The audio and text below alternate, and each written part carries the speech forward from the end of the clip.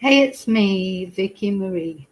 Good morning, good afternoon, good evening, wherever you are in this crazy world that we're living in. So, I'm here in Spain. It's very, very hot. It is 29 degrees and it is only 11 o'clock in the morning, more or less. I think you can safely say it's going to be a hot day, but of course, it is July. If you're watching this as I'm actually emitting the video, it is July. It is July the 7th.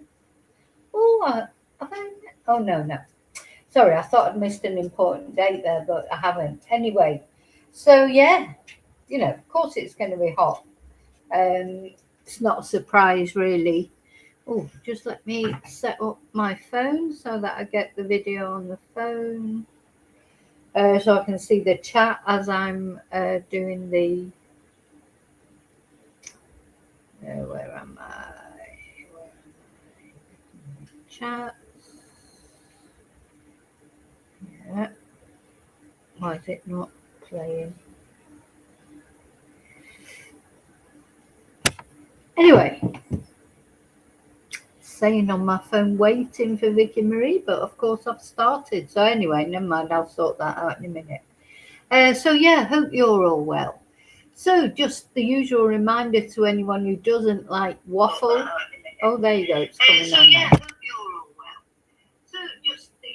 Usual reminder to anyone who's not really keen on the waffle and my videos, I am going to do a little bit of waffle. So if you don't like that, you can either go off and make a cup of tea and come back later, or of course just wait, because the live chats I then edit the waffle out and I upload them as videos, edited from the live chats. And for some people that suits them better. They prefer a shorter video with no waffle. Some people prefer the lives. So trying to keep everybody happy, I do a live. I then edit it down to a shorter video for people who don't like the waffle of the lives. So that's a reminder of that. What else? What else? So I'll start off, I think you, with my thank you. Because I was thinking thank you in my head, with my thank yous. And I've got some special thank yous to say as well. But anyway, start off with the general thank yous, which of course is thank you for liking. Thank you for subscribing. Still a big percentage of people who watch my videos, as with all YouTubers, do not always subscribe. And maybe people don't realize it's completely free. And you can press no notifications if you don't want the videos popping up all the time. You can press no notifications on the notification bell, or you can press all notifications so you get a notification anytime I put a new video out. So you are in control.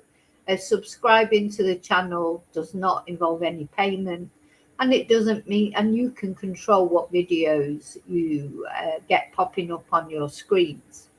Yeah, and then people who like the videos, that's a very important way you can help my channel without it costing you any money. Just simply a thumbs up or even a thumbs down.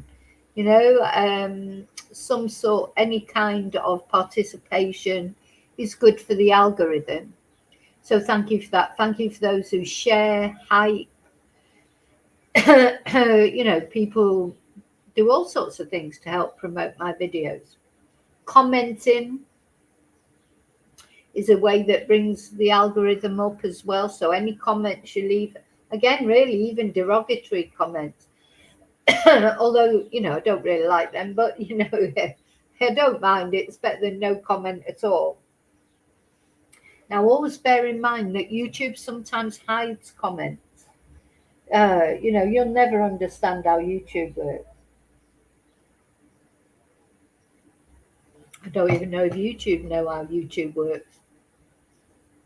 Quite often when I have like a section on my channel or channels which says hidden comments, every now and again I go in there and just make sure nobody's comment has gone in there. And you wouldn't believe the comments that sometimes go in there. I look at them and think, why has that been hidden? I mean, some are obvious, they might have swear words in, or, you know, insults or whatever. But there's also, you know, lots of times that I'm plucking out of the hidden comments, and then I have to authorize them to go as public. Um, Comments that I don't even know why they're in there. So just bear that in mind. I always try to read every comment. I try to respond to every comment. Sometimes if there's things going on, I don't always manage that, or sometimes they get hidden. Sometimes I think the commenter takes them off as well themselves, maybe thinks better of a comment. Um, Now, just a total bit of waffle. So I did a video quite a while ago now, but it's a popular video that people look at a lot, even now, on Mick Philpott. You know who he's a, for anyone who doesn't know, he's a sort of monster dad, I suppose you would say, a guy who set a fire because he wanted a bigger council house. He had all these children and he wanted a bigger house, so he set a fire in the house. But unfortunately, most of the children were in there and they died. And he is in, I think he may be in Wakefield prison, in the Monster Mansion prison. Anyway, someone called Mick Philpott left a comment on that video as if it was him. I don't think it is him. I just want to say, so I get all sorts of weird and wacky comments. Sometimes I do get comments from family of victims. You never know who may be watching your video. You just don't know. So you've always got to be respectful. I'm always respectful to the victims, not so much the perpetrators. Of course, I don't really care about them. But yeah, even they might be watching, and they're all one day when they come out of prison or whatever, they might be watching. So you never know who's watching, who might comment.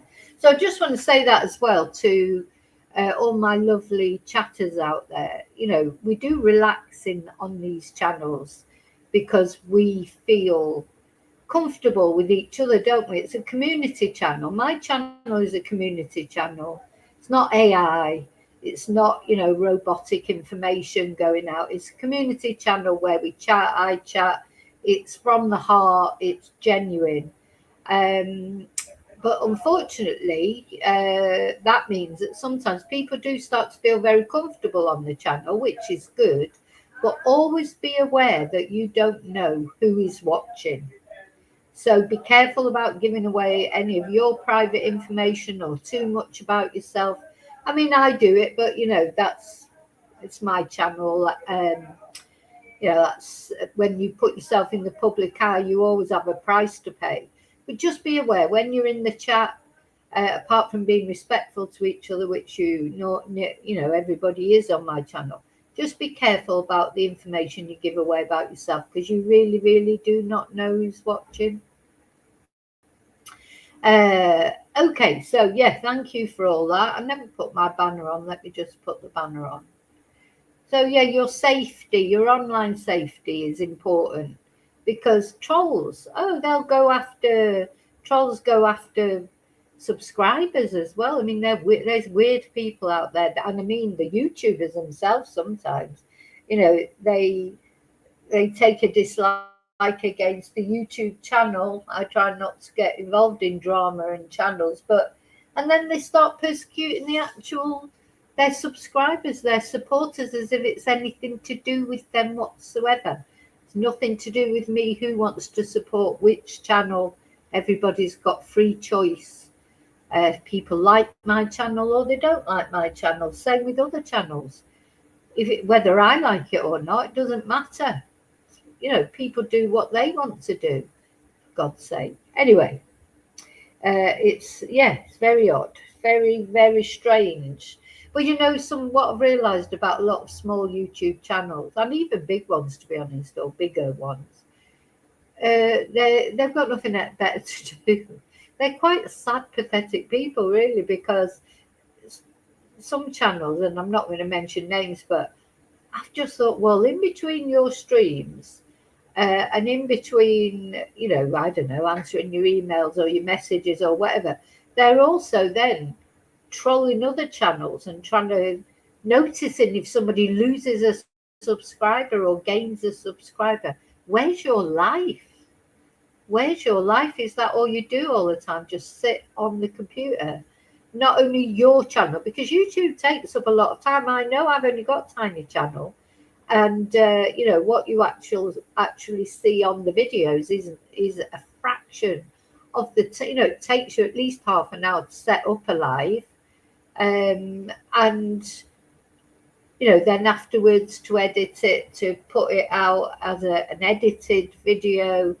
Then you've got your research into the cases that you're covering or interested in, you know, then trying to fit in work. If like me, you've got other work to do, which I don't have that much in the summer. It's a quiet time for me now in the summer for Spanish classes. But, you know, sometimes, yeah, it's hard. So that's just concentrating on my channel.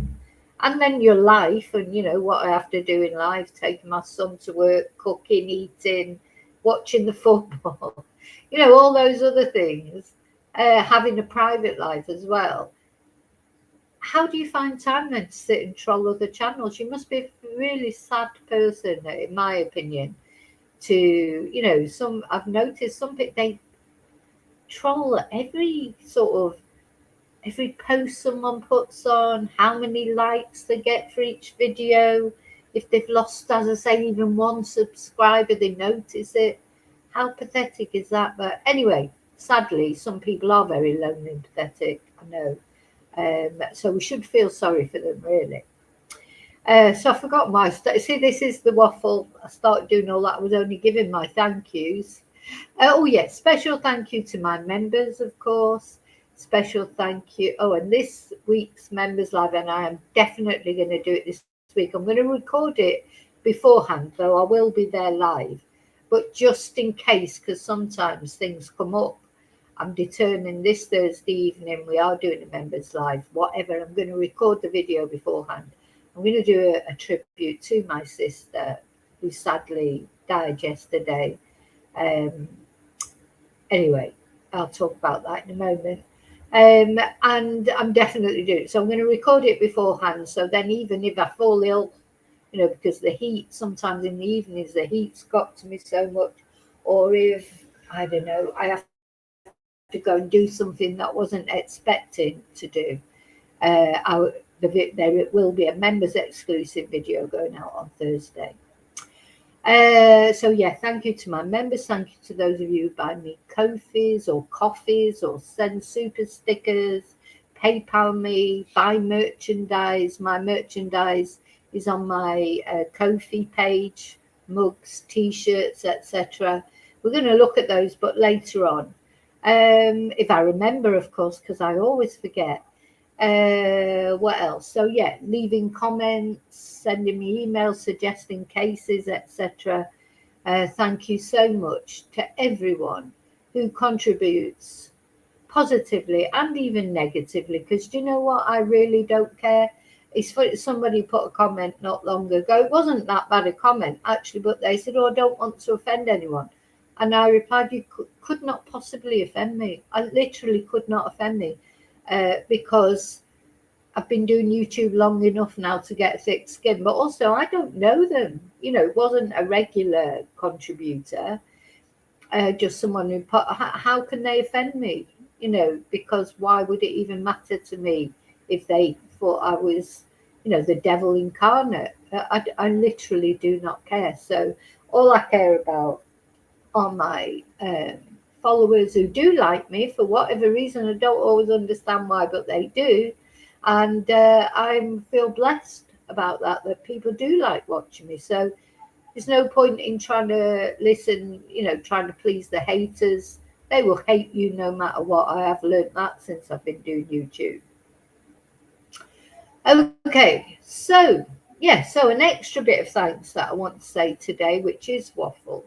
So I was yesterday was, I can honestly say, one of the most surreal days that I've ever had, because of course the football was on, the England football, that really dramatic game against Mexico at 3 o'clock in the morning. I was watching that, And it was, oh my God, it was a fabulous game. Now that we've won it, I think, oh, what a fantastic game. I'm glad I sat up to watch it. But literally, you needed Valium afterwards. It was like, real drama. Everything that could possibly happen seemed to happen during that game and afterwards.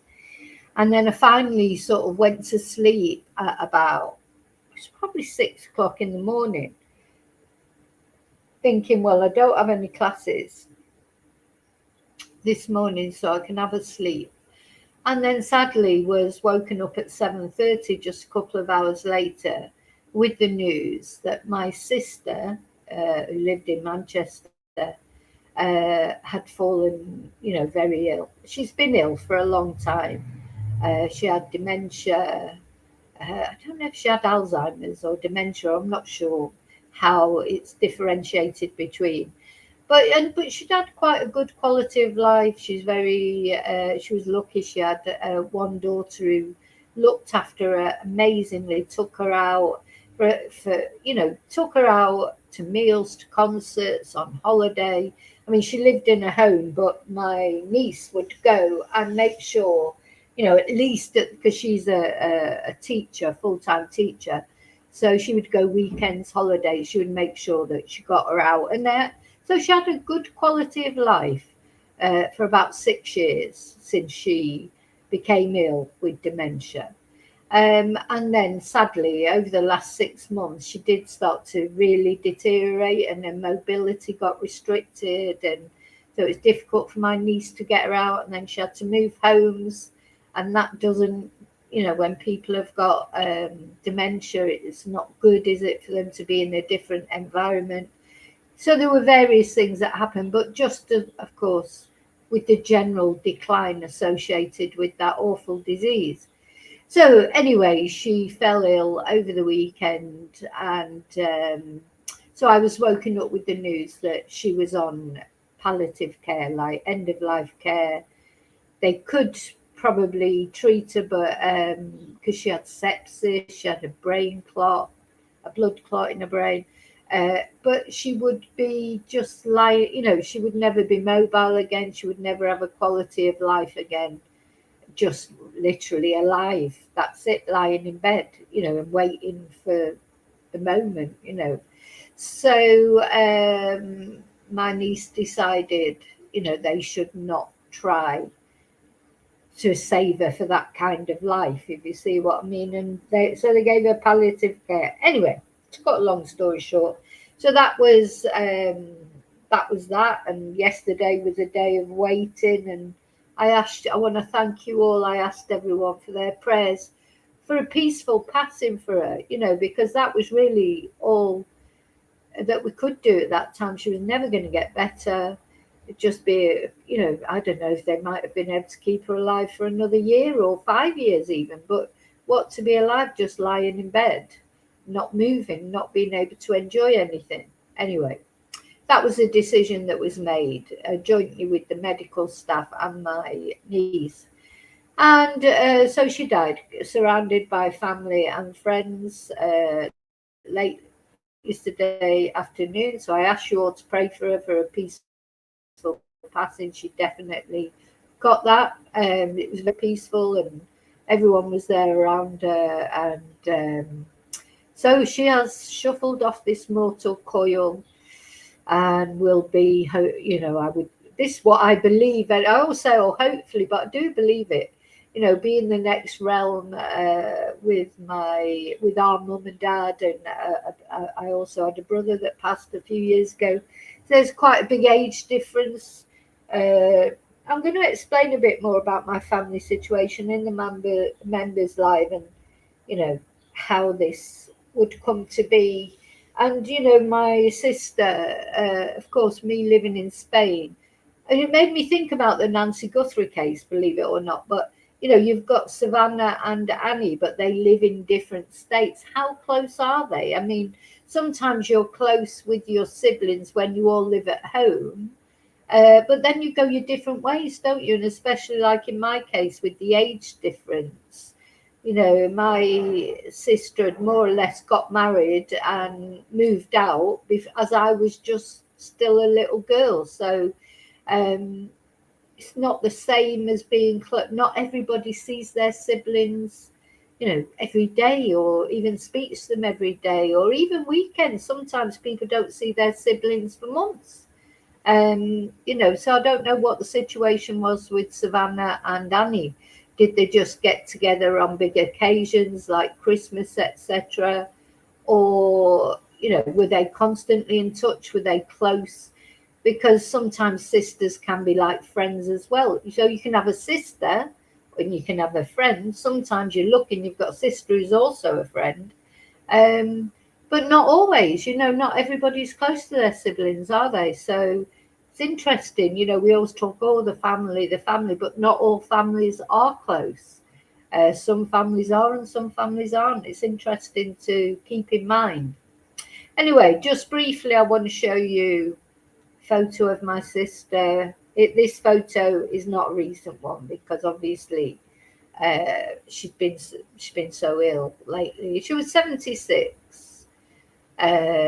when she passed. She had her birthday in January, and she's young for this day and age, really, isn't it? And you think, well, Nancy was 84 and still living independently. But, you know, it's the Alzheimer's or the dementia that took my sister.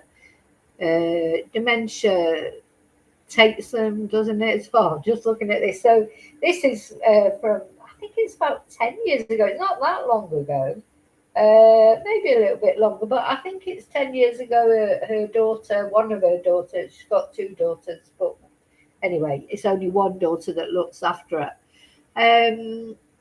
Took her for a one of those makeup shoots, you know, mother and daughter. I'm going to show more photos in the members live. And this was one of the lovely photos that came out of it. And she was like my mum, very glamorous, always saw her with a lipstick on.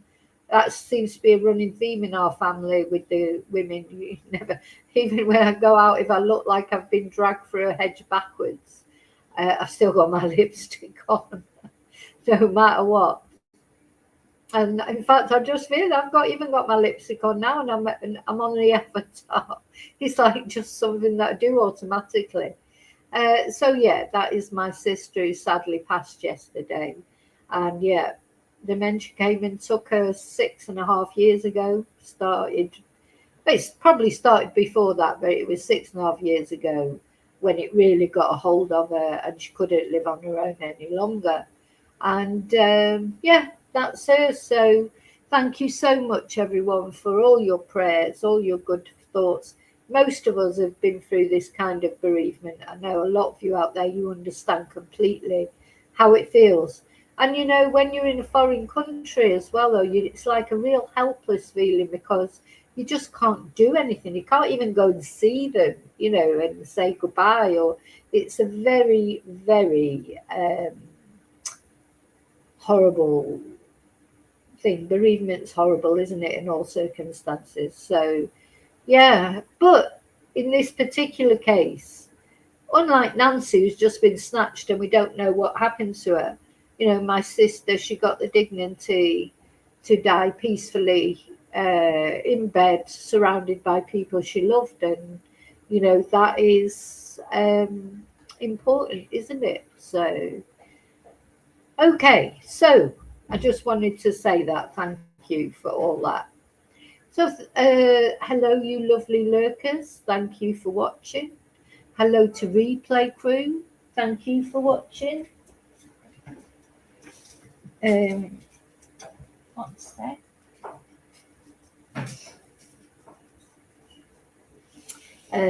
You can't see, but I am blowing you a kiss. And now let's come in. So I have stopped waffling for a little while. Let's come into the chat and see who's in the chat.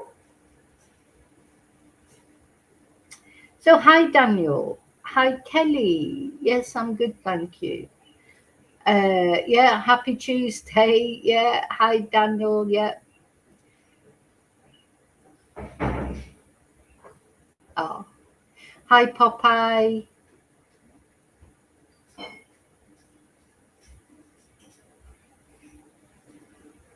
Hi, old hippie. Well, so there was one other thing actually that I wanted to say thank you for. So in total now on my two channels, I put post out earlier. I don't know how the posts come out to you all. They probably just pop up every now and again. You can't be sure how long it's going to take before posts come out when I put the community post. But I have now 8,000 subscribers between my two channels. I was aiming for that. Thank you so much to all of you that have subscribed. So old Hippie's asking, what's today's outrage from Tucson? Well, what they're saying, or what Nancy Grace is saying, and what's been reported on some of the news sites, is that it just says media, and of course media can mean anything, can't it? Does media mean social media, or do they mean mainstream media, or what does media even mean? But apparently, according to Nancy Grace, it's not according to Nancy Grace, actually. She's probably read it on similar sources to I've read it on. But she's been talking about, did someone from the media deliberately plant false evidence in the Nancy Guthrie case? This is what's been speculated about.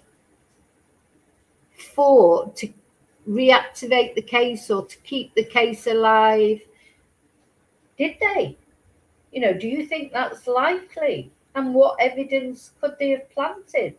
We know very little about the evidence that the FBI have, don't we? Because the FBI are very tight-lipped, apart from these sources that keep leaking out. Like your tomato sauce, your chili sauce, your white sauce, whatever. All these sources, all the media outlets have got different sources from the FBI telling them different things.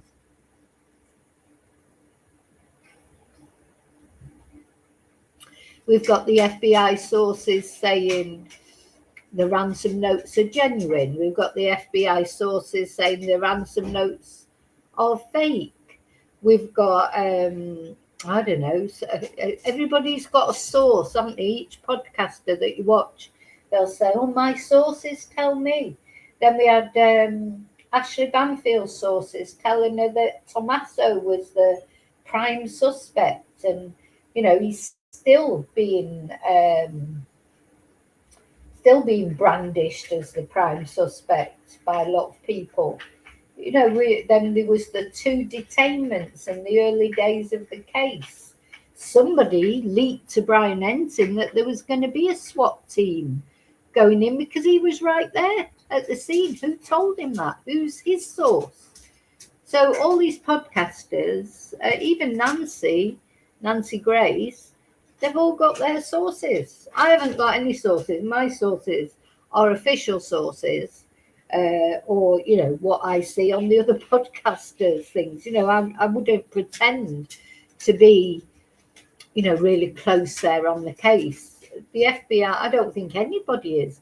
I don't think that Brian Ensign's sources are any better than Nancy Grace's sources, who are not any better than Ashley Banfield's sources. They're all just that, sources. Until something comes out officially, that the FBI, not Nanos, because you can't believe the word Nanos says, can you? But until the FBI or, reputable law enforcement comes out and actually says something is true, I don't believe it. Anything that I say to you here, I will say to you, look, this is what's been said, but I don't know if it's true. And of course, a lot of podcasters, they've got ex-FBI agents, ex-law enforcement, a person close to the case, this, that, and the other. This is how they name their sources, isn't it? Well, they are just sources.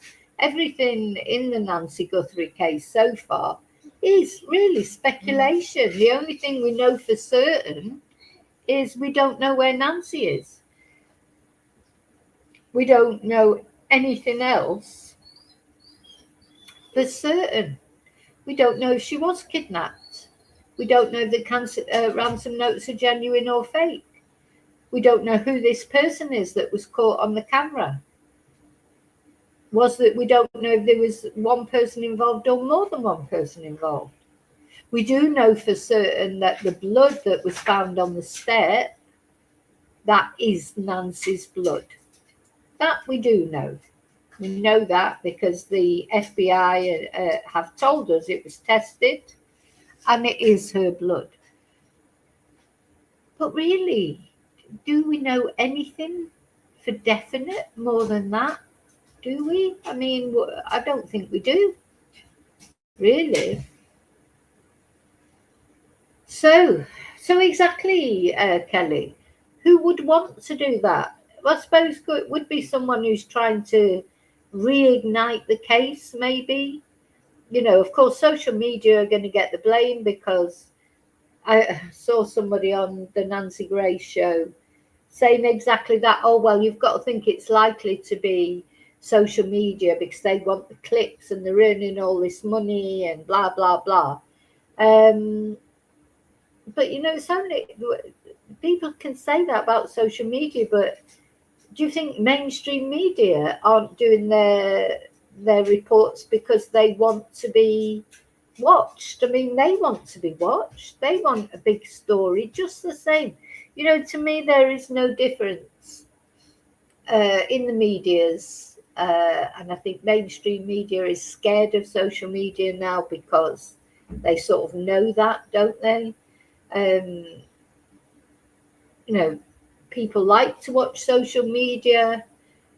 I think, you know, social media, it's a bit like, I mean, it's sad in a way, I suppose, but it's almost replaced going to the pub and chatting about things, isn't it? You know, like years ago, certainly in Britain, like if you didn't go out, go to the pub, meet up with your friends, you know, you would never, because we didn't have mobile phones and things. So, you know, you had to go out and socialize, and that's where things would have been chatted about, like, and cases still got talked about. I mean, look at the Yorkshire Ripper in the UK, or Ted Bundy in US, and Dahmer and the Green River Killer. They still got talked about, even though there wasn't social media. But words still seem to get round somehow. People talked about it. It was odd, isn't it? You know, even years and years and years ago, in the days of Jack the Ripper, before we even had television or newspapers properly, there was still information got, you know, penny dreadfuls, I think they were called. There'd be leaflets went out, and these little sort of magazines. We can't call them a magazine. You know, people got to know about what was going on. Maybe not all over the world. You know, you won't get to know about what happened over in America, maybe. And I just want to say congratulations to Belgium for defeating America in the World Cup and proving that Donald Trump, he can cheat as much as he wants. He cheats in every aspect of life.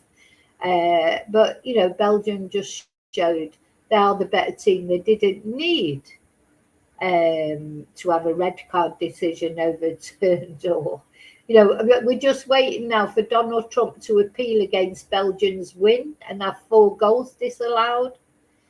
God, poor America. Honestly, I know I have some American followers. I just feel so sorry for your country. Look at the state of it. Look at the state of it. What was a proud country, but anyway, and look where it's reduced to now.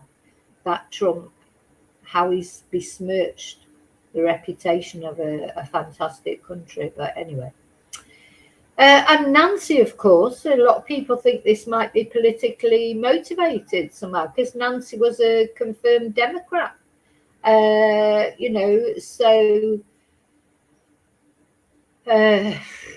you know, has that got anything to do with it? I suppose Savannah is as well. I don't know. And Savannah, of course, interviewed the Epstein survivors. I keep meaning to go through those interviews. I think we will do that one day. Is that any reason behind Nancy's disappearance?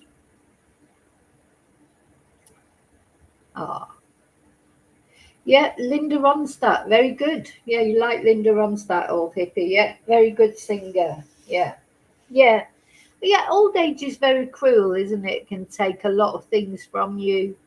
Um, you know, but you do get some singers like Tina Turner, Mick Jagger. I mean, Tina Turner's deceased now, but you've got a lot of singers that still go out on tour. There was one recently though got ill on stage, wasn't it? It was Lionel Richie had to go to hospital. Was it Rod Stewart got ill on stage? They've got to be careful. But, the thing is, I think when you've been famous like they have, singers, they just love it, don't they? That is their passion, singing, or, playing the guitar or whatever it is they do. So it's very difficult to give that up no matter how old you get. We get quite a lot of famous singers here in Spain doing tours that are perhaps a bit past their sell by date.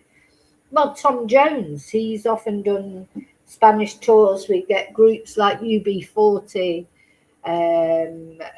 etc. So thing is, that's what they do. They sing, and it's hard to give it up because when you've had that adulation as well, that is your life's blood, isn't it? So it's very difficult to give it up. Anyway, I'm digressing again.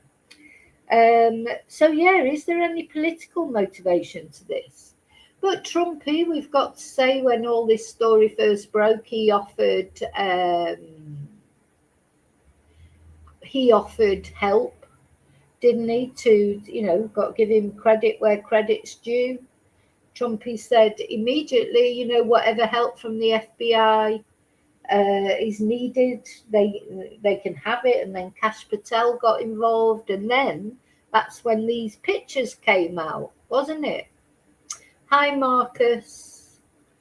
You're there from the States. Sorry, I listen. America, fabulous country, or it was once. But anyway, we'll see. It will be again. But that's when. So it's when the FBI got involved. Kash Patel got involved, that these photos and videos came out, didn't they? So they did well, the FBI. They got these, Nanos had let's have a look at Nanos if we must. Nanos had originally said in one of his very few proper press conferences that he did at the beginning, he said, oh yeah, these, the camera picked up something, but we don't know what it was because Nancy didn't pay a subscription, so there's no video. We think it could have even been an animal. We don't even know if it was a person. So that's what Nanos said. Then, 5 minutes later, practically, once Kash Patel got involved in the FBI, these photos and videos came out from the Google Nest camera. And I don't know about you, but I believe very strongly there'll be more. This is what they've released. That doesn't mean to say this is all they've got. So, the question remains, who is this person? Who is this person? And were they acting alone? Are they, involved? Did they know Nancy? Are they involved with the family in some way? I see you there, Marcus, saying it's hard to believe that Annie and Tommaso are involved in some way. I think it is hard to believe. I agree with you, even though Nana, I'm not saying that means they are involved. I'm saying because we haven't got any other theories, have we? You're talking about family members who Nancy was with the night before she went missing. So they're bound to be the prime suspects, aren't they? Bound to be. You can't get away from it. And I feel for if Annie and Tommaso are completely innocent and, got nothing to do with what's happened to Nancy, it's a terrible shame because they are being accused. But you can understand why they're being accused because the real suspects haven't been caught. and they were the last people to see Nancy. And it is normally the family. So if you put all that together, you know, that's what makes them favourites, if you like, for having had something to do with it. But of course, it does not mean that it was them. And of course, yeah, the house was examined, the car was towed away. And yeah, I agree with you. They haven't done anything to help look for her. And also, but same with Savannah. You know, where are they handing out leaflets and on local news stations begging for what's happened to their mum, somebody to come forward? I just don't get it. I think if that was my mum, I just would be everywhere. And it's not as if you could say that in the beginning they were giving out flyers, but now it's dwindled out. They as far as I know, Annie and Tomato have never been to the shopping centres around that area giving out flyers and asking people, do you know anything about what's happened to our mum? Never. Not just that they did it at first and now it's dwindled, but not only them, Cameron, Savannah. Very odd, this case. I do feel that this is one of the weirdest cases I've ever covered. You know, so don't, you know, we mustn't forget Savannah. All members of the family have to be suspects, don't they? Even though Savannah doesn't live there.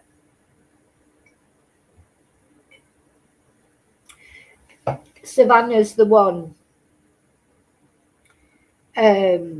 Savannah's the one with the means to pay for someone to do something to Nancy. I'm not saying she has. No, you please remember that. Don't accuse me of saying that. I'm not saying that. I'm just saying she's the one with the financial means if she wanted to, you know, do it. And you know, it does strike people as strange sometimes, you know, when Savannah's on cooking programs and things. But then I don't blame her for going back to work, because what else is she supposed to do? That's what she does. You know, if her job was working, if Savannah's job was working in Tesco's, stacking the shelves, and she went back to work, people perhaps wouldn't make a big fuss about it. But because she's going back to work presenting, but that's what she does. It's not as if she's become a presenter because of the fame from her mum going missing. That's what she did. This is her job. So what else is she supposed to do? And when is she supposed to go back to work, if not now? I just feel that you know, I'd be struggling to just sit at home. I mean, I wouldn't be sitting at home. Having said that, I would be out handing out flyers and, you know, doing talks all over the area. I would be in Mexico talking to I mean, I speak Spanish, but if I didn't speak Spanish, we're taking a translator with me and going to Mexico and doing talks there, just in case she has been taken over the border. You know, there are things that she could have done that she hasn't done. Now, it could be that she's you know, privy to more information than us, and the FBI have told her there's no need to do that because we've got our eye on someone and we're going to break this case sooner or later. You know, we don't know. We don't know all the ins and outs. But the other thing that's sort of a bit galling, isn't it? You know how they've got annoyed with the YouTube streamers and things, but the YouTube streamers are bringing attention to this case. You know, they are bringing attention to this case. So wouldn't you want whatever attention? You just want everyone to have your mum's name on their lips and be looking out for anything that could help solve this case. That's how I feel about it. And although the YouTube streamers might be irritating, you know, they're not doing anything wrong. They're sitting on a public road making videos. You know, you can't arrest someone for being irritating, which of course they did get arrested, but all the charges have been dropped now. Strange that, isn't it? But anyway, so yes, this of course is where we are.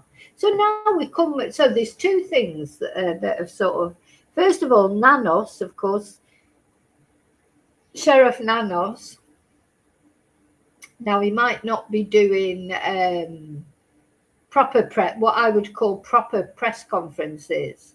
You know, he should be doing press conferences alongside the FBI once a week at least, I think, even if it's just to tell us there's been no advancement or to just make another plea. So we've got Nancy on our mind.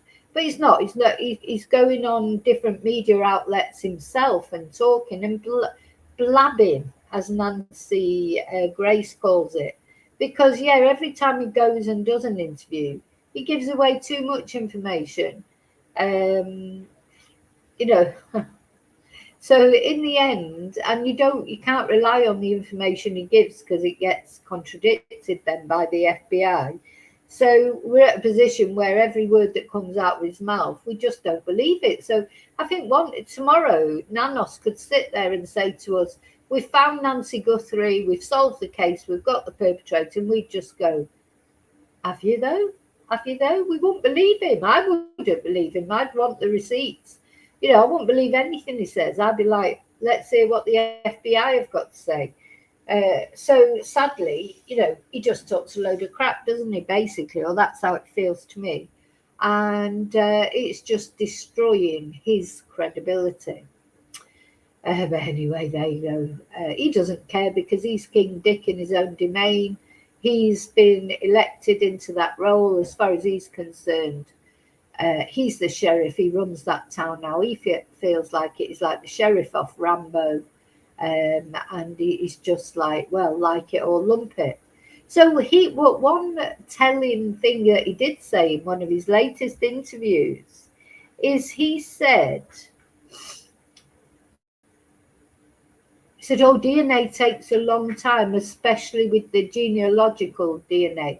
So he's virtually said, basically, for everyone to hear, including the perpetrator, that they haven't got a hit on CODIS, and they haven't got, you know, and they've had to send the DNA for genealogical testing, which literally can take months, if not years. But should he have even said that?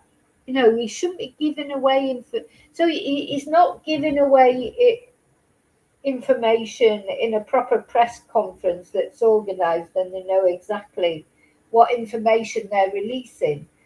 He goes on his little, you know, ego-stoked interviews with local news agencies and things and blabs. And he does blab because he loses track of what he's saying. He doesn't realise what he's saying. He gives away, he either, you know, contradicts what he's said or he gives more information than he should. You know, he's sort of, anyway, we know how rubbish he is, don't we? Oh, sorry, I've just got to answer this.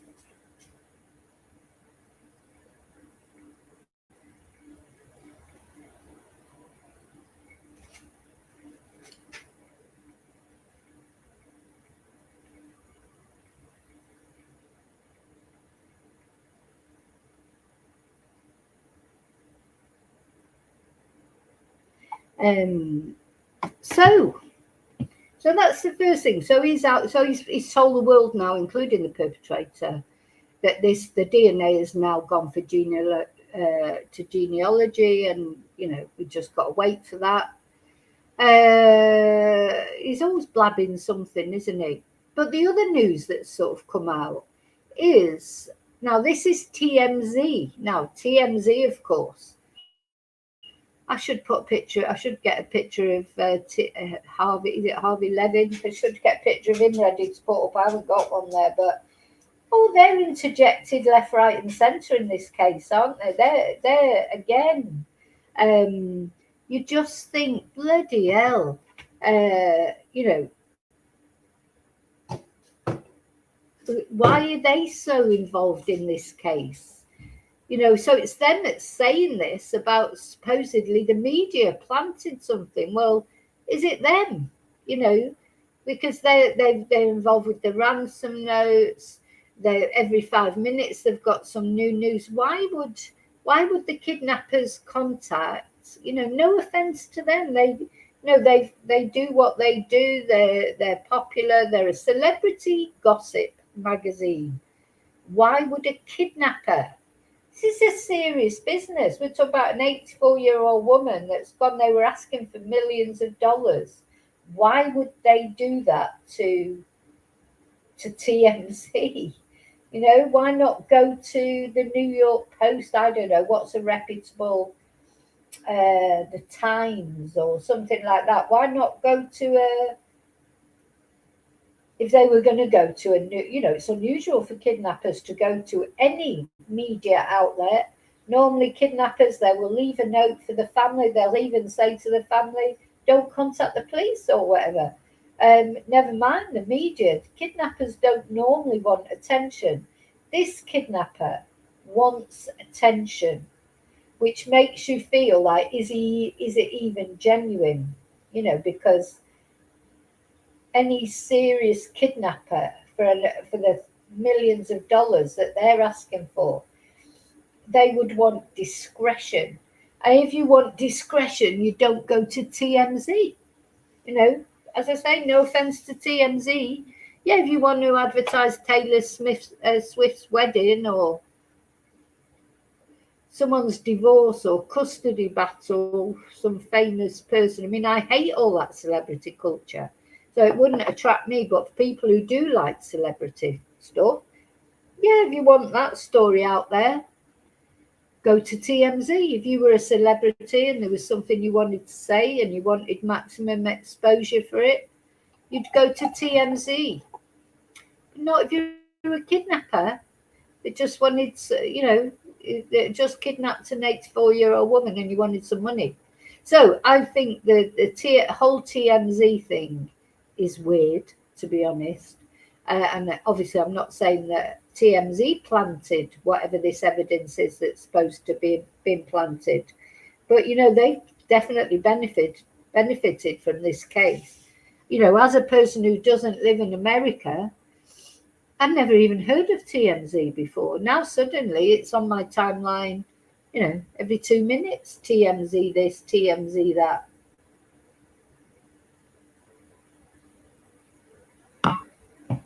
So this case of Nancy has definitely raised their profile globally. I mean, maybe they were already popular. I don't know if they're popular in all America or just in the sort of Hollywood area, but now everybody will know about them all over America and all over the world. Anyone who's following this case of Nancy Guthrie now knows about TMZ.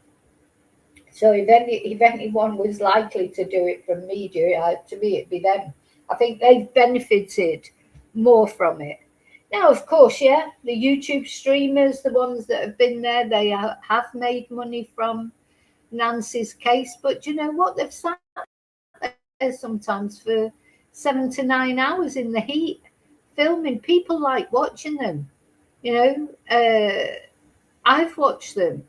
It's fascinating because you're actually seeing the area, you know, and they do find out bits of information that we wouldn't find out otherwise. That's what they do, and that's how you get paid on YouTube.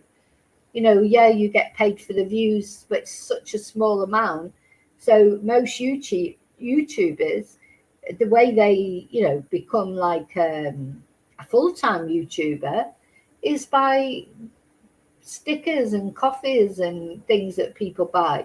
Nobody gets rich on YouTube, believe me, until they've got maybe, I don't know, I think you need about 80,000 subscribers before you would even start earning what you might call a living wage. I mean, I'm not saying you don't earn anything, of course you do. It's not money that you could live on, pay your mortgage on, pay your bills on. So, you know, this, I think there's a lot of jealousy from the mainstream media towards social media, towards the streamers, etc. Because yeah, they do get their followers send them money, but that's their followers. It's their choice. It's their money. It's not my money. It's not, you know, Savannah Guthrie's money. It's nobody's money except the people who are watching the stream, that are enjoying watching the stream while these streamers are in the foothills at Nancy's house or whatever. And these people are enjoying watching it, and they show their appreciation for the streamers. That's what they do. Doesn't matter if you agree with it or you don't agree with it. That's how YouTube works.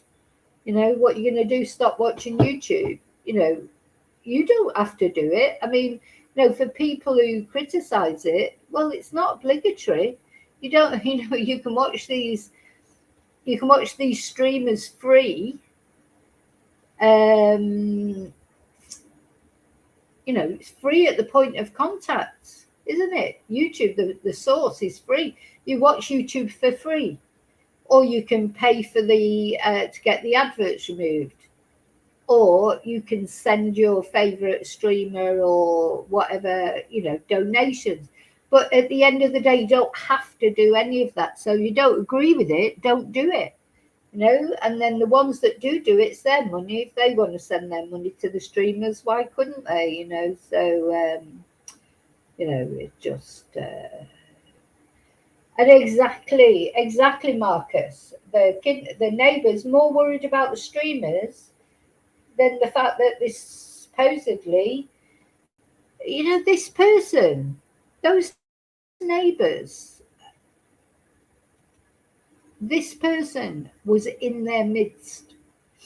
This person walked into their neighbourhood, up to the door of their neighbour with a gun and kidnapped her or took her away. There's blood everywhere, so some damage has been done to her. And but nobody noticed that. Nobody saw a vehicle, nobody saw anything. And this person is still walking around. As far as they know, he might live up the road. You know, even Nanos said, didn't he? It could happen to anybody. Well, first of all, he said people had nothing to worry about. That was probably when he was honing in on Tommaso as a suspect. And then later he said, oh, no, you know, this could happen to anybody. So these neighbours have been told it could happen to anybody. But anytime a streamer's out there, the bloody police are there in 30 seconds with backup. But nobody saw anything when this real dangerous person walked right up to Nancy's door and took her in the middle of the night, snatched her. Nobody saw anything. And now they're just trying to pretend like it never happened. Oh no, we're not having these streamers here. Anyway, you know how I feel about that. It's ridiculous. And to me, it don't matter if you like the streamers or not. It's not my job to say who you should watch and who you shouldn't watch. If I couldn't stand one of those streamers, or if I thought they were the best things in sliced bread, it's not for me to tell you what to watch. Like nobody tells me what to watch. I watch what YouTube channels I want to watch. Well, how do people feel like they've got the right? So you shouldn't watch this channel because of this. Well, you know, and a lot of the people that say that, they've got their own channels. You know, they are YouTubers themselves. But basically, you know, what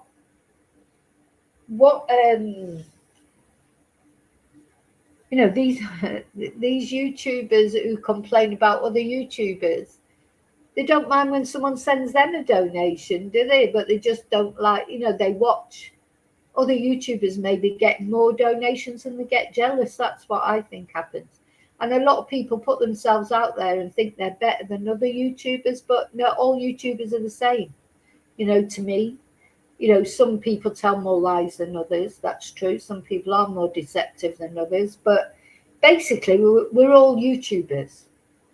Okay, so let's have a look at this supposed thing about the FBI suspecting that somebody had planted evidence. That is if it's true, you know, sometimes, I'll be honest, sometimes I think, are the FBI themselves, you know, doing a ploy here? Are they trying to,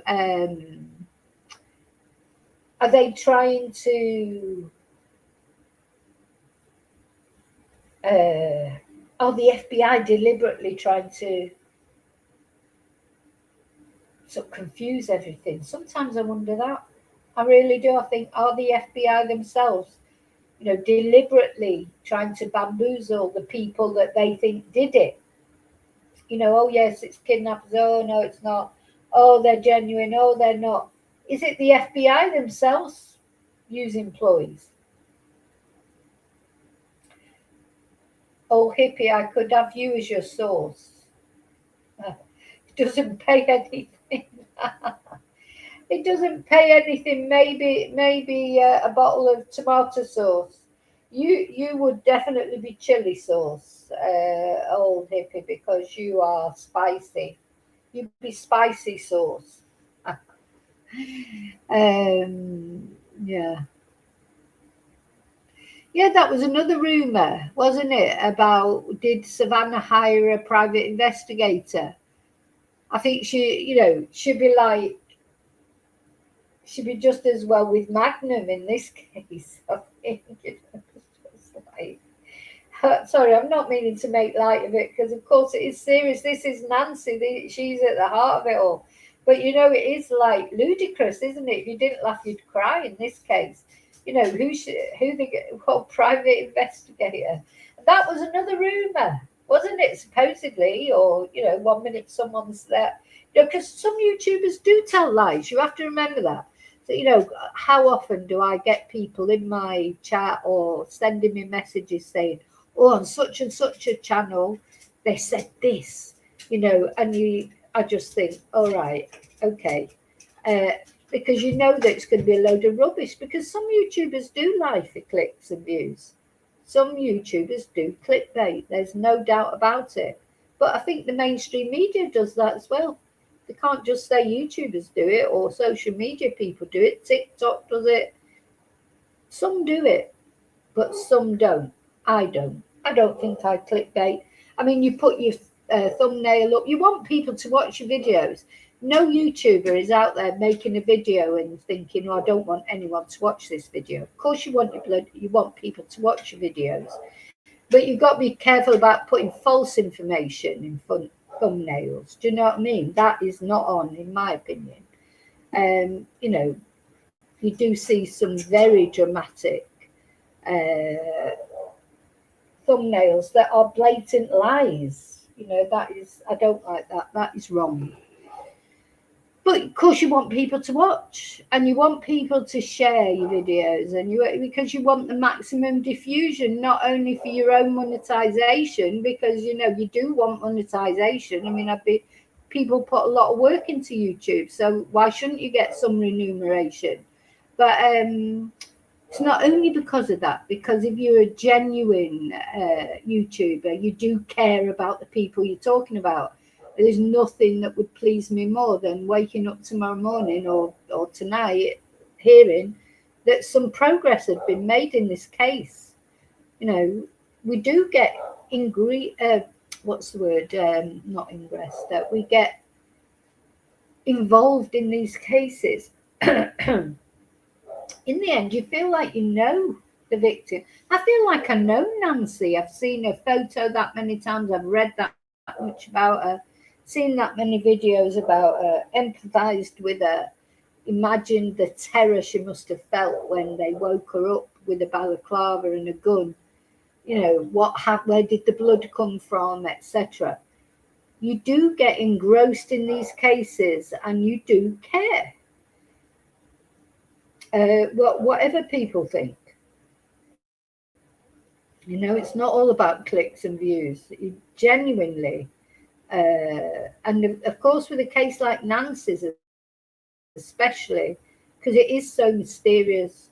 She was sleeping in bed at home where she should have been safe. She wasn't, doing something risky, like out on the tiles at 4 o'clock in the morning, drunk and drugged up. But you know what? You should even be able to do that if you really want to do it without being attacked. But anyway, she wasn't doing anything like that. She was asleep in bed.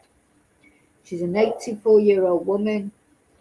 We think about her with what happened with my sister and that, old people are vulnerable. And although Nancy was sharp as a tack, apparently mentally, she was vulnerable physically. She wouldn't be able to fight someone off. maybe she did put up more of a fight than they were expecting, because I always think that. I think, you know, if God forbid anything like that ever happened to me, I think I would certainly try and put up a fight.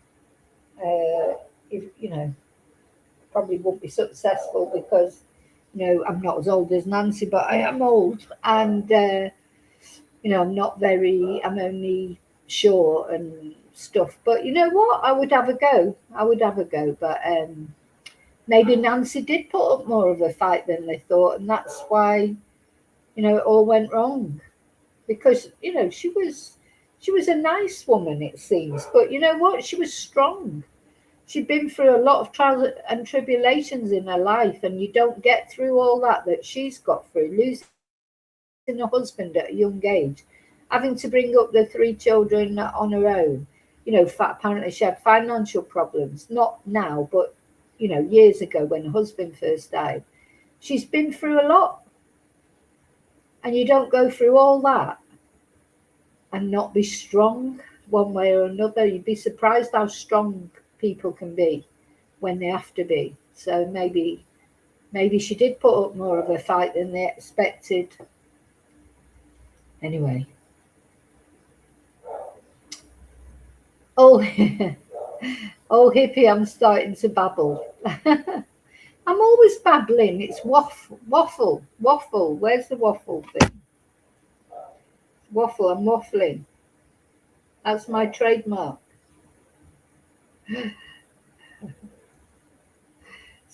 It's starting to. I think I've been waffling all the way through. Anyway, let's read this, because old hippie's telling me off. He likes to tell me off.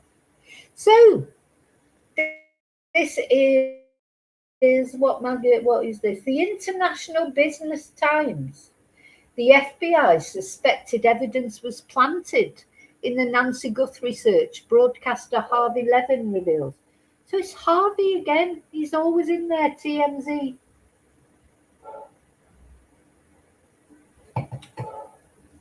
I mean, where was he on the night? I'm joking. But where was he on the night Nancy disappeared? Bloody hell.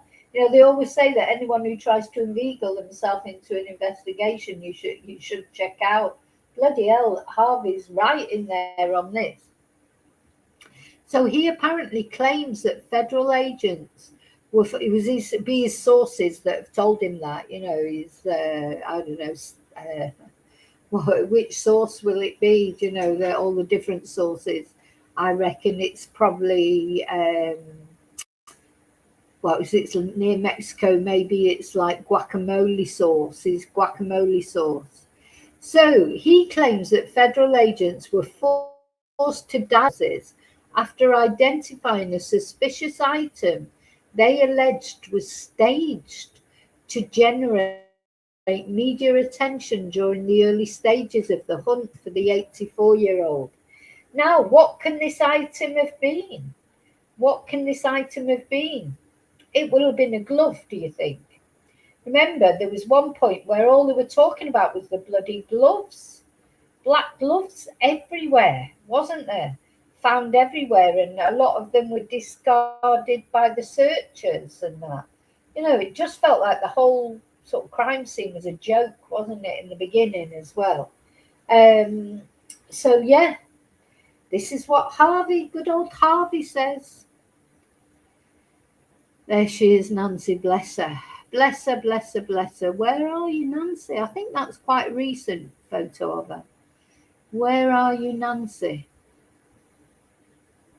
So the FBI once suspected that a piece of evidence in the Nancy Guthrie kidnapping case had been planted by someone in the media, according to US broadcaster and lawyer Harvey Levin, in a claim that throws fresh scrutiny on the early days of the Arizona search.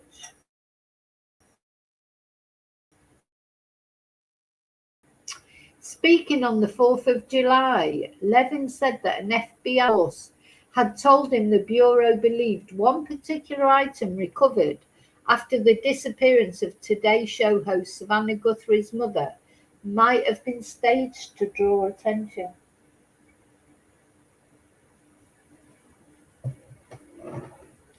The alleged planting of evidence, if true, could help explain some of the confusion that dogged the hunt for the 84-year-old in Tucson. No one has been charged in connection with the incident, and no item has been publicly identified. I reckon it'll be that glove.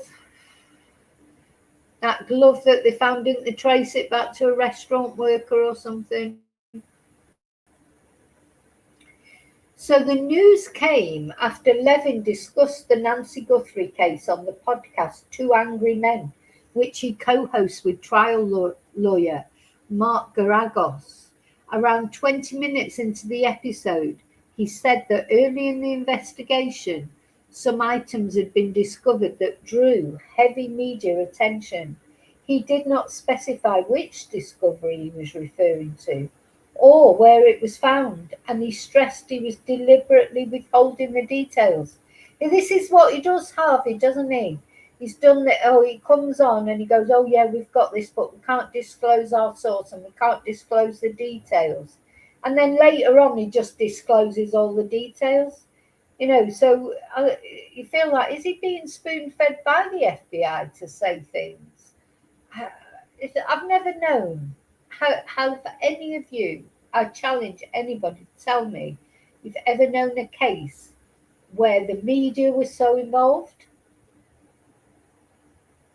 6 months this has gone on, and TMZ, they're almost like replacing the press conferences that Nanos and the FBI should be doing. We've had no press conferences, but TMZ is giving us all our information. I'm not going to say what it is because they haven't done anything with this, but there was one particular item, Levin said.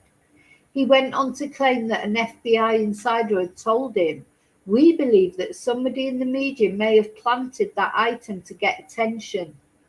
According to Levin's account, the person he spoke to insisted that if the Bureau could prove that such a thing had occurred, they would prosecute the individual. Well, yeah, interfering with an investigation is a very serious thing. I think if the FBI really thought that, but can they prove and proving are two different things? But why do they think that? Why do they think that somebody in the media planted it? If somebody dropping the glove, well, then they prosecute them, surely. Because it is a terrible thing to do. It uses a lot of resources that need, they'll be at full blast, won't they, with the resources that they need to solve this case. And then if some resources are then sent out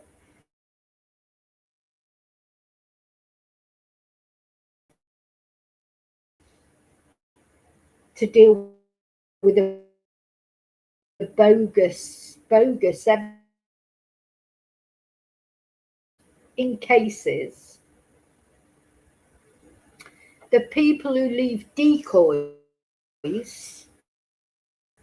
are normally the cases like that. If somebody's trying to, for example, if you murdered your husband or your wife and you wanted to make it look like they'd run away, but really you'd hidden the body somewhere. But if you wanted to make it look like, I don't know, they'd run away to another town, well, what you would do is go out to, go on the way to that town and drop some personal items of theirs, wouldn't you? And then the police would find those personal items and they think, oh, well, they must have left the house because look, there's their phone, or here's their handbag, or here's their wallet. So planting evidence is normally done by the perpetrator. But what they're saying in this case is that so that they could make more money out of the case, basically. Hey, Sean. Hi, Sean. Hope you're well.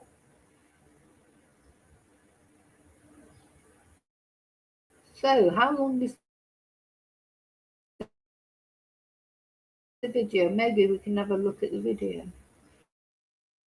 The FBI will play, you know how it doesn't all. There was a story that turned out to be bogus, that these ransom notes that we got and that the Tucson stations got were fake. I don't think the story was bogus. I think it was planted, and frankly, by somebody in the FBI. Okay, Harvey. No, that's funny. I said that a couple of days ago in a video, didn't I? That is it possible that the FBI are inventing these ransom notes, you know, to try and deliberately confuse the case? I think Harvey knows something as well. You look at him and he looks like, I don't know, he's got that duping delight on his face. I personally think a lot of it he knows the truth about. Last week caused a firestorm. As we tape this on Thursday, yesterday, I was told, and sure enough, it happened, there was a Reuters. Oh, come on, don't buffer. Come on.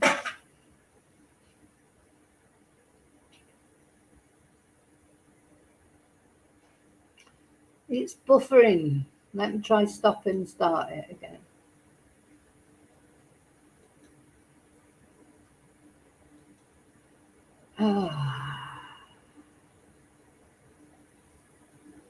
Reuters report, which was flat out wrong, but in Reuters' defense,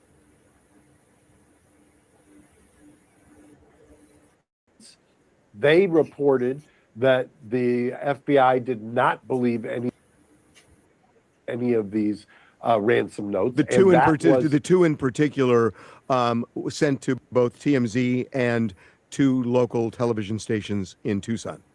Correct, and that was put out there. They've traced the FBI traced it back. They know exactly internally where that came from, which was FBI generated, and they felt so compelled to not only kind of bitch slap, if you will, the ones who leaked it, but they actually issued out of the Phoenix office a press release from the FBI less than 24 hours ago, saying that they still believe a couple of these, the ones that Reuters had reported, like I said, to Reuters, in Reuters' defense, they were getting it from sources, but the sources had their own access to grind. And so I said, well, why is this? What happened here? And I know you yesterday reported that you went back to your sources and you knew as a precipient witness that in fact the FBI was taking it seriously. This came from the top of the FBI. I'll leave it at that. That specifically, there were mistakes that were made by FBI agents initially. You know how everybody was talking that it was the sheriff, and everybody was laying blame. Yeah, everybody blamed it on the sheriff. Right. Well, apparently the sheriff was not the only one. Local field office apparently had some missteps, and they were course corrected quickly, but some of the people trying to pretend has been a repudiated story out. And then as we tape this, there is a plea that's being reported by NBC News that somebody is entering a plea to, or has entered a plea to a phony ransom note. There was a concerted effort to try to basically cover the tracks. This person pled. They knew the person was going to plea yesterday when they released this story to Reuters, but they were that does not take away from the fact that yes, in fact,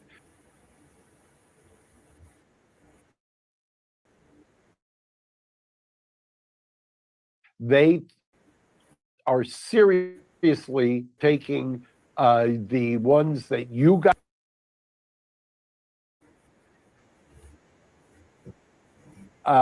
affiliate and think they're real. I want to talk about two things with you. One is something like this. Somebody in the FBI would say something like that, where they're not considering the notes when they really were, and two, what the screw ups were. So I want to talk about those two things. But let me just, so everybody understands what happened here. So I just want to say, so I just looked up because I was looking at Harvey and I thought, I wonder how old he is. And he is,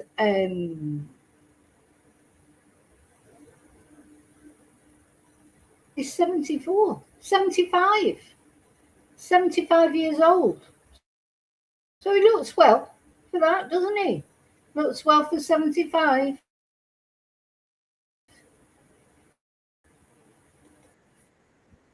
Along with two, that ransom note said, give us $4 million. And if you don't give it to us by the deadline, it goes to $6 million. And if you don't give it to us by that deadline, we'll kill Nancy Guthrie. Then 4 days later, they send a second note, and we know it's the same person based on the emails, and there are markers on it, but it's the same person, writes a second ransom note to one of the Tucson stations saying, Nancy's dead. And we didn't do it. She just died. And they never asked for any money. They just said it. And the next day, that's when Savannah said, we will pay you. Just let us know how to get our mother back. And the reason she said it that way was that second note didn't ask for a particular amount of ransom. It just said, I think what happened was the kidnappers did this to get money. And they thought, oh, we can get a quick payday. And then she dies on them. And they're thinking, and they're thinking, know the medical history or anything else, right? We're murderers now. And they just went underground, never to be heard again. And that's why she made the plea saying, we will pay you. The reason she didn't pay is she didn't know what they wanted at that point, and they never got back. So we had always been told by the FBI, and we had numerous contacts with them. They had multiple people talking to our IT team all the time. I was talking to them. They told us, we believe those ransom notes are real. And then we started getting this guy who was constantly contacting us saying, I know who the kidnappers are. Give me 1 Bitcoin and I will lead you to them. So Reuters comes out. When you get the Reuters story, which came out on Wednesday, 7/1, what are you saying to yourself? I know what I was saying. Well, what I said to myself was, look, I want to make sure maybe they're right. Maybe they've decided that it would have surprised me given all the communications we had. But when I saw this Reuters story that said that the FBI believes those ransom notes. Yeah, so I do believe, I mean, don't you feel like Harvey's really loving this? Because, as I say, it's giving them more attention. I mean, I'd never heard of TMZ living over here in Spain. They obviously, in their sort of remit, they are popular, but they're more popular now from this. I've never known a crime case so intertwined with a media outlet like this. Have you? I mean, it'd be like, somebody gets murdered and then the murderers start communicating with Ola, Hello Magazine or something. It's bizarre. It's just another bizarre thing in this whole bizarre case. I personally don't think the ransom notes are real. Well, they're real. They're real notes. But I personally don't think they're genuinely from any kidnapper. They're from someone looking for attention, looking for their 5 minutes of fame. They can blame the YouTubers. It's the people claiming to be the kidnappers that are claiming their 5 minutes of fame. And Harvey is loving every minute of it because that's another, it's another 100 followers, it's another clicks and more attention for his podcast, more people visiting the website. And of course, what I can't get over with the TMZ, which always feels weird to me, is, as I say, 1 minute you'll be seeing a serious post like about the Nancy Guthrie case, followed by 10 posts about Taylor Swift's wedding. Who cares? Who cares about Taylor Swift's wedding? I mean, maybe some of her fans do. It's not that I don't like Taylor Swift. I do. She's good. But I don't care about her getting married. I don't care about her personal life. Why should I? You know, I don't even know her. The celebrity culture just leaves me cold. You know, give her some privacy to get married, God's sake. And it's all, oh, who's going, who isn't going? Who cares? I mean, I had my invitation and I said to him, oh, I'm not coming. I can't do with all the attention. You know, joke. That's a joke, by the way. But it's bizarre. And then the next minute, this case can't get much more serious. An 84-year-old woman disappearing in the dead of night. Some weirdo turning up to her door with a balaclava and a gun. Blood on the porch. She's disappeared. Vulnerable old lady who should have been safe in her own bed. It's not Taylor Swift's wedding. It's not like some bit of celebrity tittle-tattle about who's got custody of who, or did they, you know, swear at their ex-husband. Nobody cares about those things. We care about Nancy. So it feels weird. To me, if anyone, I'd say Harvey would be a likely suspect for planting the glove, because you've got to look who's profiting from all this fuss about the ransom notes. TMZ. You know, if you look at it that way, he's got to be the prime suspect. As well as those demand letters we received are fake. And when I saw that, I thought, that's just not aligning with what I had been told. But maybe they got this. I mean, I didn't discount it. So I can't. Harvey, just because somebody tells you something doesn't mean it's true. It's not aligning with what I've been told. Yeah, but people, you know, they'll have their own reasons. I just don't understand. This to me is a no-brainer why people would even feel surprised. This is not aligning with what I've been told, because you haven't been told anything officially. Nothing. It's your FBI source. Could be the bloody cleaner, the janitor, the person who makes the tea. What does that even mean, FBI source? Load of rubbish. Contacted two people at the FBI, one of whom is involved in the investigation, another is an official. And the official in particular said, look, you know, I will tell you this on background, that that it is more, two ransom notes are legitimate, are real.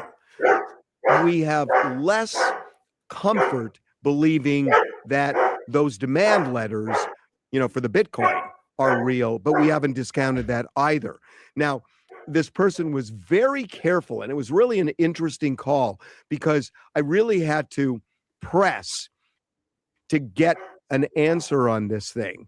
And so there was something going on in the FBI at the time, but this person was very clear, more likely than not, that it was, if you had it, I even talked about, what if it's if it were a civil case, 5149. Is the majority on the side of legitimacy? The answer was yes.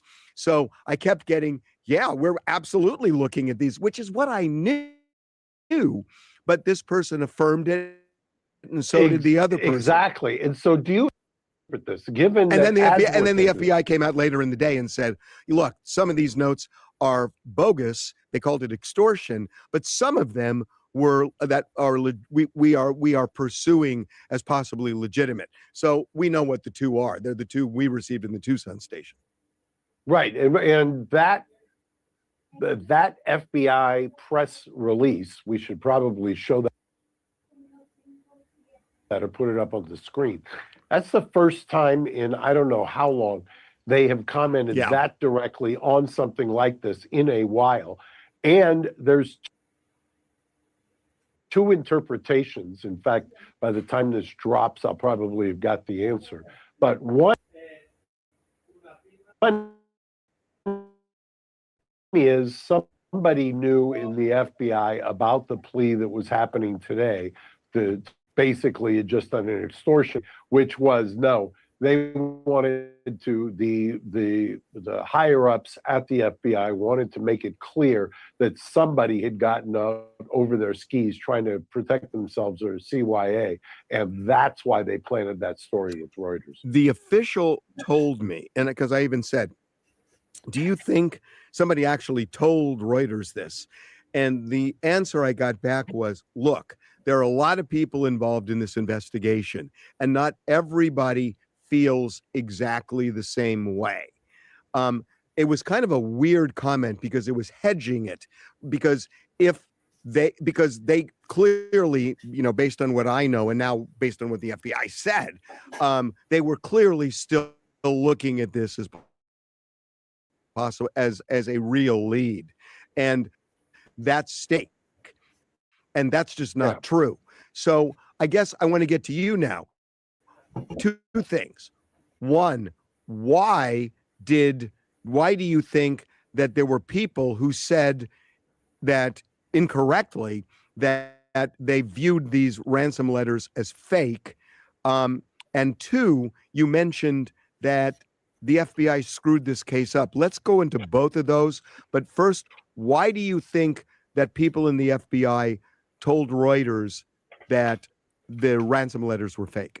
Because there was a miss, is what I'm told, in the original and second. There were two waves, if you will, of letters, and supposedly they missed something which somebody else at the FBI subsequently picked up on, and that was the fissure, so to speak, between the two.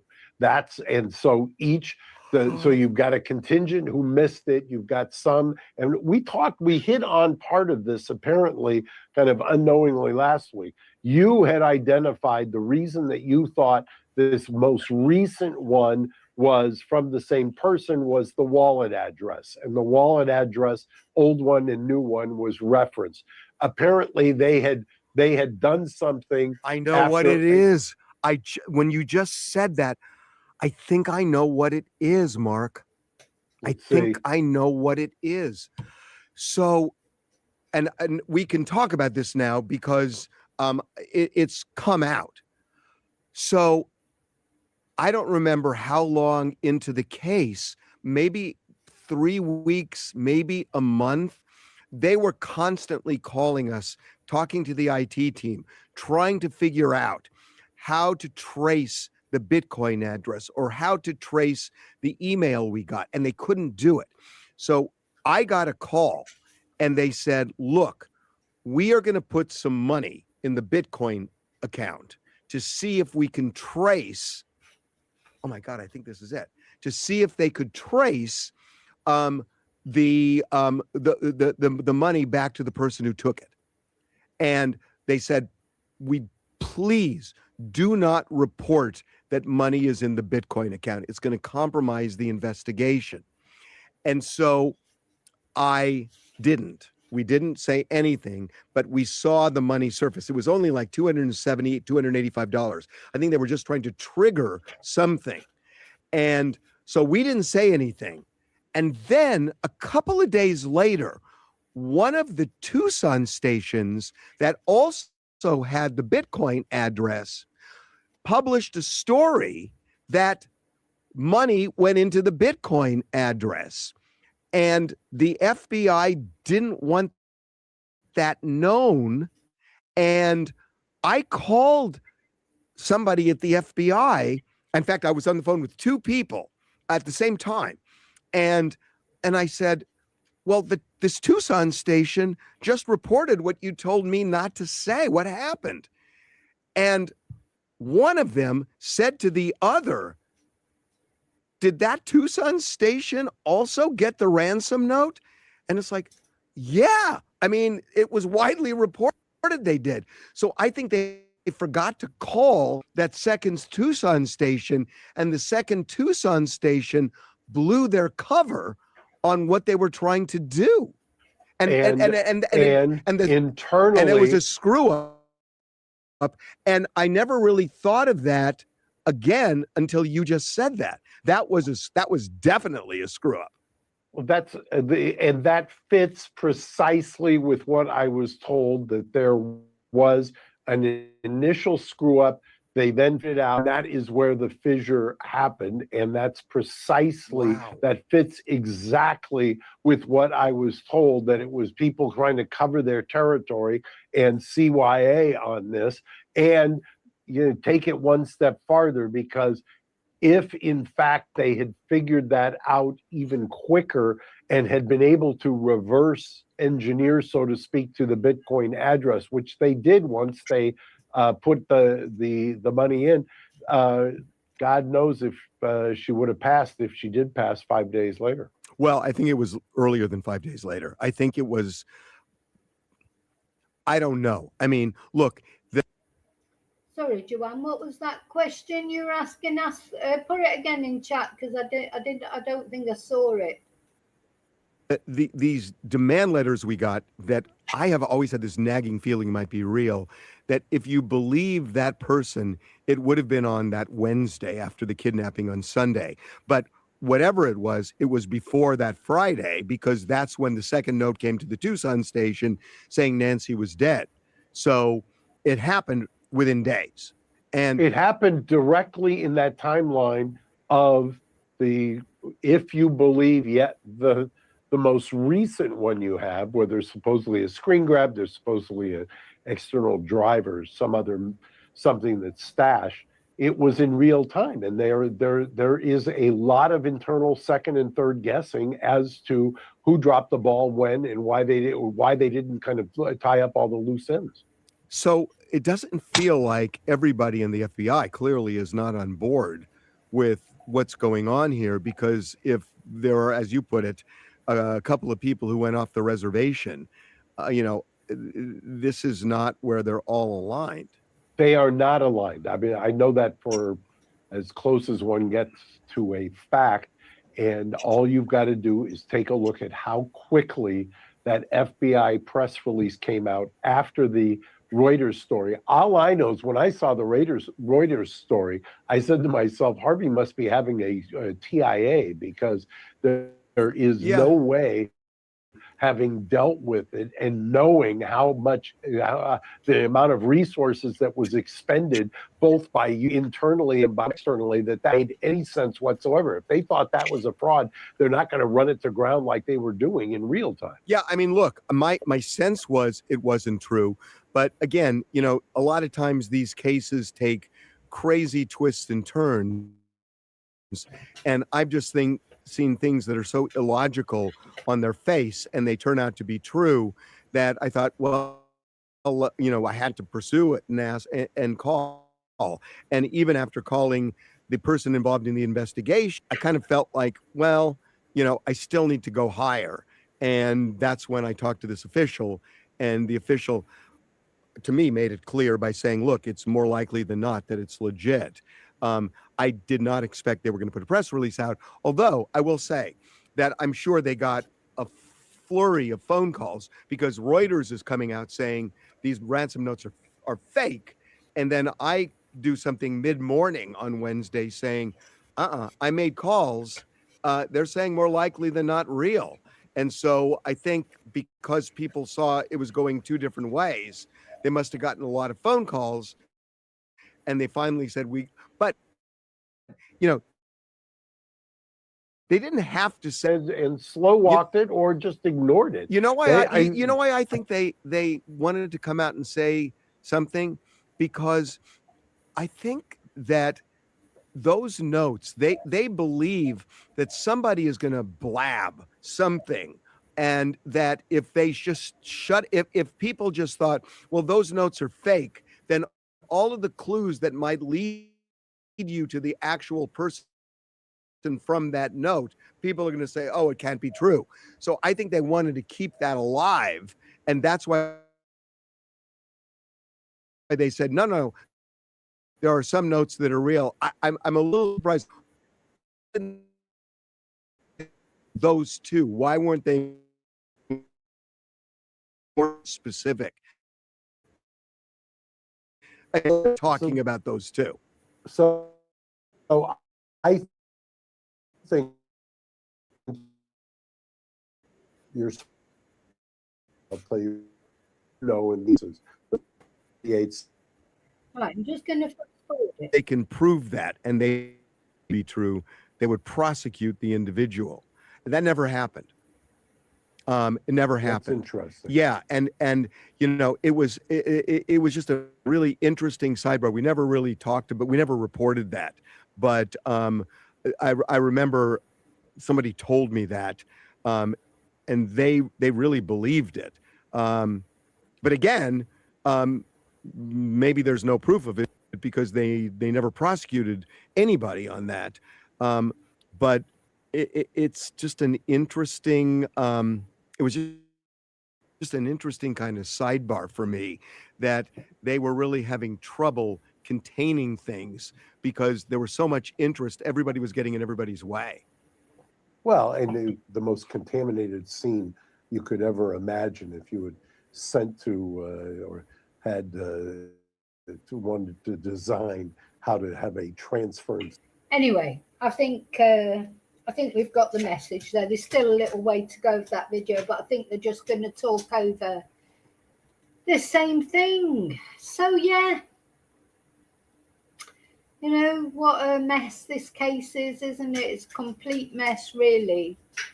All we get in it, like we keep, we saw this. So are the ransom notes real or not? Yes, they are. Oh, yes, they are. Oh, no, they're not.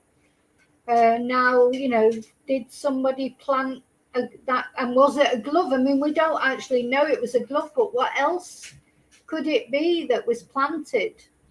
Because there's no media person has been inside the house, inside Nancy's house.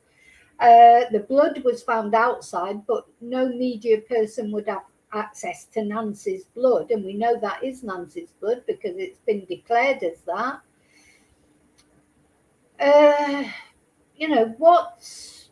What else could it be but a glove?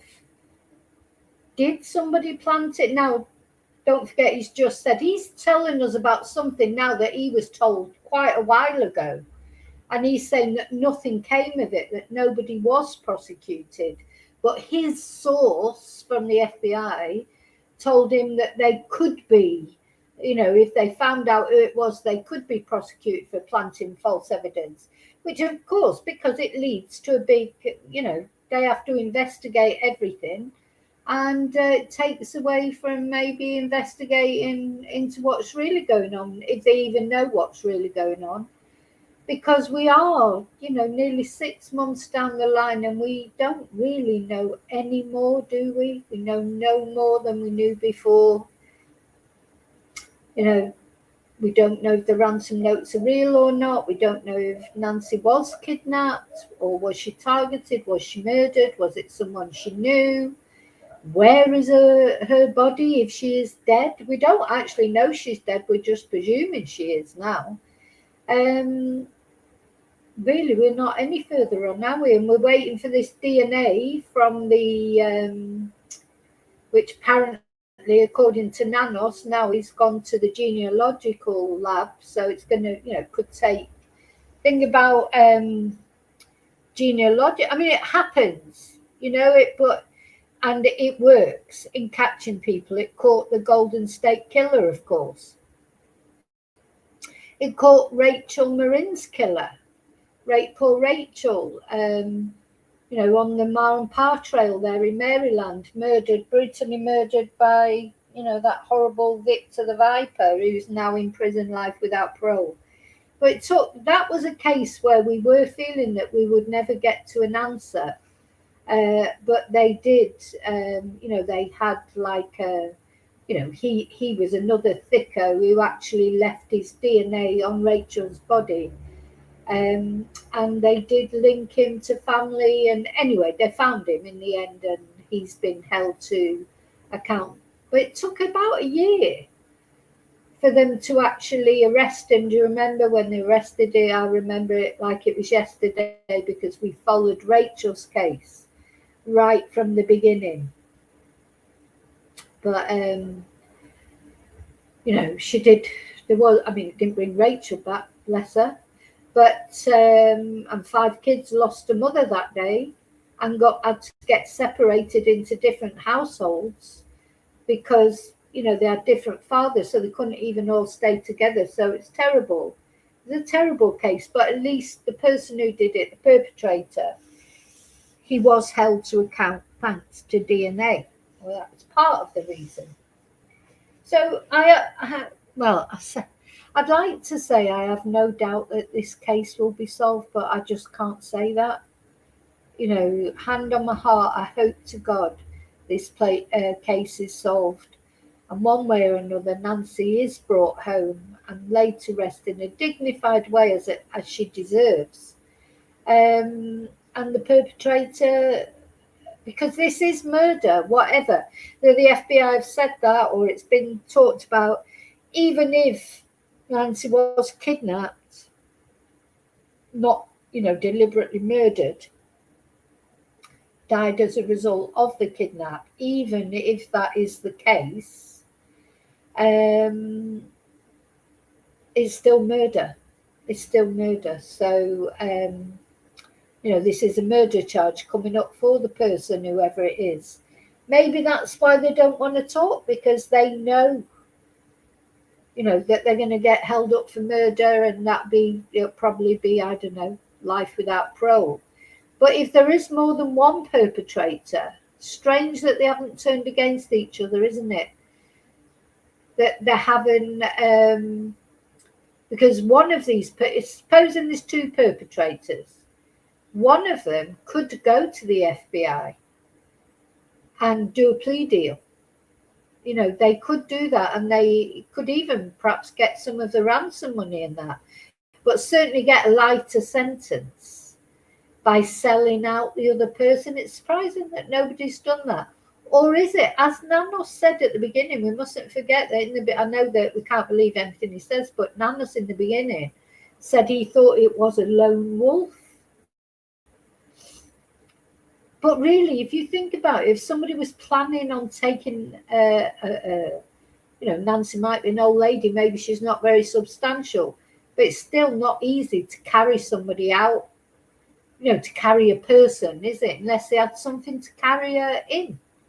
Because I'm still obsessed with the rucksack. What is in the rucksack? Was there a body bag in there? Was there some sort of folding carry bag that they were going to put her in? How were they planning to get her out of the house?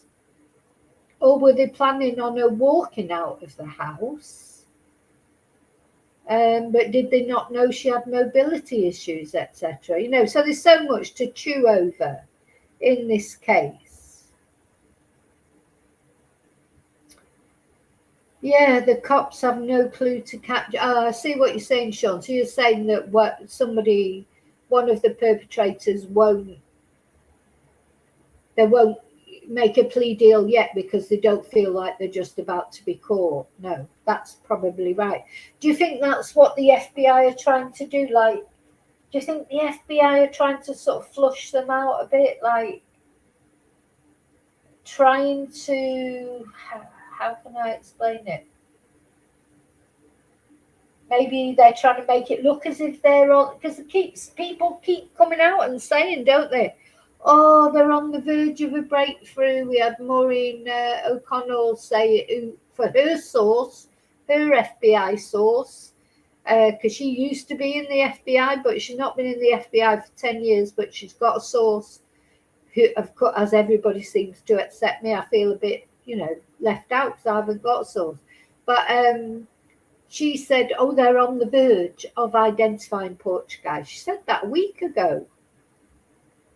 She said that a week ago. Are they just saying that to try and make Portuguese or girl or whoever it is think that they're on the brink, that will push them into giving themselves up? I mean, no doubt there's a lot going on behind the scenes that we don't know about, and I hope it's true that that they do know more than us. We keep having faith saying, oh well, we think the FBI knows more, but do they?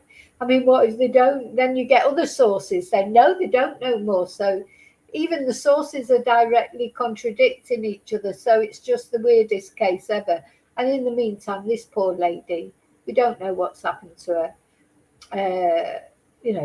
She personally, I think she will have died on that very first day. Where she is, I don't know. I say I had that sort of dream or vision that she was in a well of some kind. But there's probably loads of them out there. But why aren't they even looking for her? I think that is a weird thing, isn't it? They're not searches being conducted. She's not being searched for. And when the Cajun Navy searchers offered to help, they were told, no, we don't need any help. Or we're not taking in outside help. So why are they not searching for her? Very odd. Everything is odd about this case. That's why we keep talking about it. And I just don't want to be here in a year, 6 months, still talking about it. So again, just hoping and praying that there is going to be a break in the case soon. And the other thing about Nanos, every time we see him being interviewed, he just seems to have a little chuckle over it all. Oh, yeah, well, it takes a long time for the DNA. And it's not funny, is it? Why does he think it's funny? Seems to have a little chuckle about how long it takes to solve things. So, anyway. Well, thank you for watching. And thank you, of course, for caring about Nancy. Thank you for all your support and getting me to 8,000 subscribers between the two channels. I really appreciate that. Please don't forget to subscribe. Leave that DNA on the subscribe button and the like button. It's completely free. Thank you for all your support about losing my sister yesterday. Thank you. As I say, I'm going to talk about that in the members on Thursday. I'm going to do a little tribute to my sister. And yeah, if any of you are members and you want me to add something to the tribute, for somebody you've lost maybe, I think that's what we'll do on Thursday. So just get in touch with me or leave me a message. So take care. I'll see you really soon in the next video. And until then, thank you, Marcus. And until then, may your God go with you, and let's pray for Nancy. Bye.